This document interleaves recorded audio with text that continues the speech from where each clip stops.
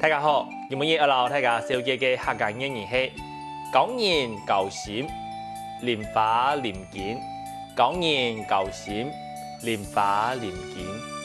人講路遙知馬力，日久見人心。你老人做朋友，咩重要？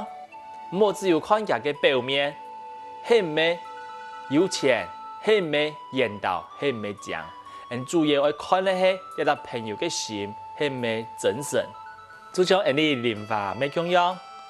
一天我本意10多件哈，冇看到表面色嘅就停下來嘅。一下你再來念一道，講人交心，蓮花連見。講人交心，蓮花連見。希望大家嘅收看，按住先，張來了。